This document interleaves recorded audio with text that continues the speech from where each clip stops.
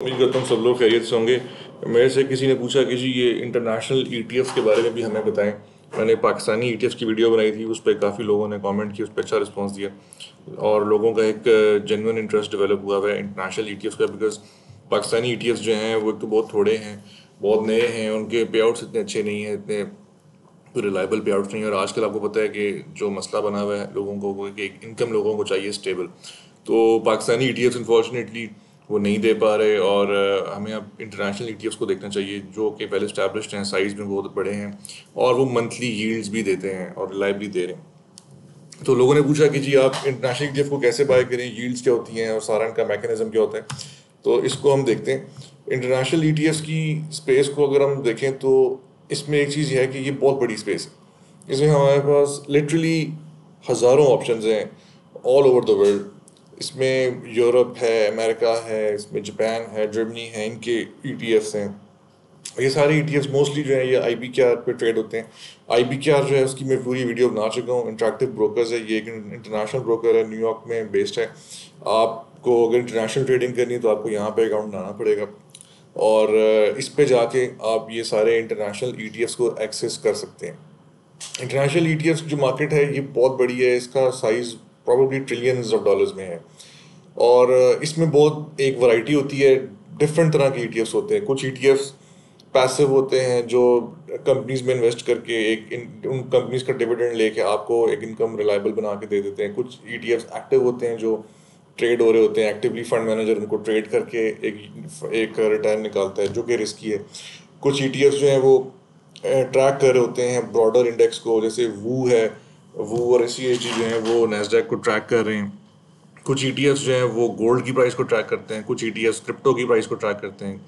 तो लिटरली इसमें ना कई कैटेगरीज हैं और इसके अंदर बहुत बड़ी एक वैरायटी है। मैं पर्टिकुलरली जो है ना वो कुछ ईटीएफ्स को ही फॉलो करता हूँ और ये वीडियो जो है इसका भी स्कोप जो है फिर कि बहुत बड़ा हो जाएगा अगर मैं सारी ईटीएफ स्पेस के ऊपर बात करना शुरू कर दूँ। अगर अगर ईटीएफ की आपको इन्फो चाहिए तो मैं सबसे पहले मैं सजेस्ट मैं ये करूँगा कि आप उसको जाके थोड़ा सा पढ़ें, इनकी एक डायरेक्टरी को जाके देखें। नेट पे आप जाएं, गूगल पे आप जाएं, आपको काफ़ी इन्फॉर्मेशन मिल जाएगी ईटीएफ्स के बारे में। investorpedia.com पे जाके आप देख लें।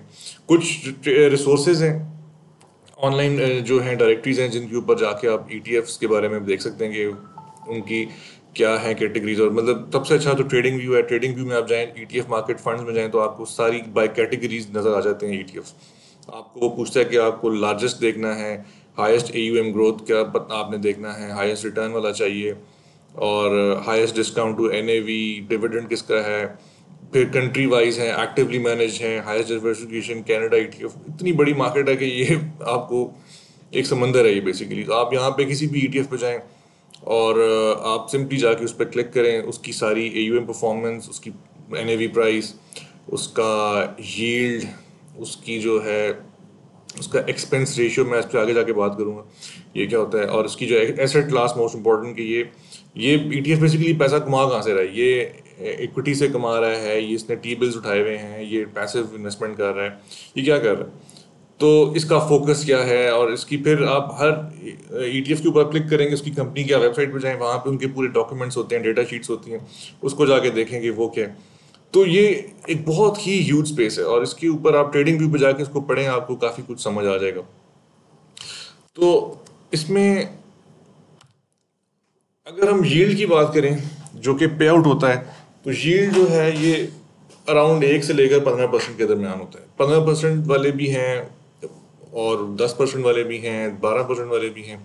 जितनी यील्ड ज़्यादा होती है उतना ईटीएफ ज़्यादा रिस्की होता जाता है, जितनी यील्ड कम होती है वो उतना सेफ होता है। और कोशिश करेंगे आप 6 या 7% तक को टारगेट करें। ये इतना यील्ड रिलायबल है कि आप इस पे से अच्छी इनकम निकाल सकते हैं और इतना कम भी नहीं है कि आपको बहुत ज़्यादा इन्वेस्टमेंट करनी पड़े वो यील्ड लेने के लिए। जो जितने बड़े ईटीएफ्स होते हैं वो उतना ही कम डिविडेंड पे करते हैं। उनका फोकस ज़्यादा रिलायबिलिटी के ऊपर होता है कि वो एक इनकम स्ट्रीम बनी रहे, रिलायबली इनकम आती रहे, ना कि ज़्यादा ज़्यादा इनकम आए कुछ अरसे के लिए, बाद में वो फंड जो है वो बंद हो जाए। और इसके अंदर जो इनकम है, डिस्ट्रीब्यूशन है, वो मंथली भी होती है, क्वार्टरली भी होती है। कई ईटीएफ्स मंथली दे रहे हैं, ज़्यादातर क्वार्टरली देते हैं और 6 मंथली भी है, साल में एक दफ़ा भी दे देते हैं, जो एक ही दफ़ा आपको बड़ी अमाउंट मिल जाती है। मंथली जो है वो सबसे अच्छा है, मुझे तो मंथली प्रेफर मैं करता हूँ। मैंने खुद भी मंथली वाला एक दो ETF उठाए हुए हैं और मैं उनसे एक अच्छी यील्ड में निकाल लेता हूँ। इसमें एक चीज़ समझने वाली है, वो ये टैक्स एक्सपेंस रेशियो और NAV है। जो भी ETF आप लेंगे, आप उसका जो डिविडेंड आपको मिलेगा उस पर 30% आपने टैक्स पे करना होगा। फॉर एग्जांपल, अगर एक ETF यील्ड आपको लिख के दे रहा है 10%, तो आप उसमें सीधा सीधा 30% माइनस करें तो वो आपको एक्चुअल जो यील्ड मिलेगी वो 7% मिलेगी। ये 30% विद होल्डिंग है, ये US में हर इन्वेस्टर को देनी पड़ती है, रिगार्डलेस कि वो US से कि वो बाहर से। तो ये 30% आपने जहन में रखना है फॉर्मूला जब आप अपनी कैलकुलेशन करेंगे रिटर्न की, तो आपने ये उसमें चीज़ केटर फॉर करनी है। दूसरी चीज़ इसके अंदर ये होती है, ये थोड़ी सी नई चीज़ है, वो एक्सपेंस रेशियो है। एक्सपेंस रेशियो बेसिकली हर ETF जो है उसका जो फंड मैनेजर है, जो पैसे मैनेज कर रहा है और पैसे लगा के आपको एक रिटर्न दे रहा है, उसकी एक फ़ीस होती है उस फंड की, और ये फ़ीस साल में एक दफ़ा उसको पे की जाती है। इसको एक्सपेंस रेशियो बोलते हैं। ये एक्सपेंस रेशियो आपकी जो पूरी पोजीशन है उसका हाफ से लेकर 1% के दरमियान होता है, और ये साल में एक दफ़ा पे होता है।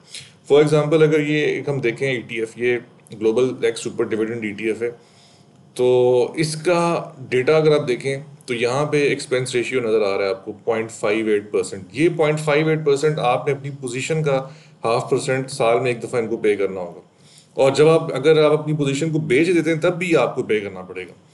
तो ये आपने ज़रा ध्यान रखना है इसका ETF लेते हुए, कि ये भी आपको एक एक्स्ट्रा खर्चा पड़ता है। और आप अपनी ये जो ETF डायरेक्टरी है ट्रेडिंग व्यू पेज पे भी जाके आप देख सकते हैं, यहाँ पे भी एक्सपेंस रेशियो हर ETF का मेंशन किया होता है। कुछ कुछ का ज़्यादा है, कुछ का कम है। अमूमन ये 0.5% से ज़्यादा नहीं होता, 0.5% और 1% के दरमियान होता है, उससे कम भी हो सकता है। तो कोशिश करेंगे ये 0.5% से ज़्यादा ना हो, क्योंकि जितना ज़्यादा होगा फिर आपके ज़ाहिर है वो आपके इनकम में से वो आपको देना पड़ेगा।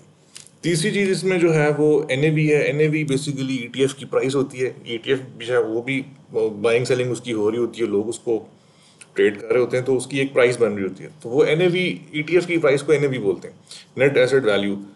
और ये जो प्राइस है इसको भी आपको फॉलो करना पड़ता है। कोशिश करेंगे वो ETF है जो सस्ता हो, जो कि थोड़ा सा डिस्काउंट पे मिले आपको, आप उसको ट्रेड भी कर सकते हैं स्टॉक की। जैसे अब ये अगेन हम बात करें SJIV की, तो इसकी NAV तकरीबन $22 है, $22.5 का ये आपको मिल रहा है इसका यूनिट जो है, और ये अपनी ऑल टाइम लो पे आया हुआ है। तो ये NAV का भी आपने ध्यान रखना है, और इसको देखें आप, ETF की डायरेक्टरीज को देखें, इसको पढ़ें जाके, और इसके अंदर आप स्टडी करें। और कोई पर्टिकुलर अगर आपका कोई सवाल है तो आप मुझसे पूछ सकते हैं, मैं आपको उसका जवाब दूंगा। और till next time, take care, अल्लाह हाफिज़।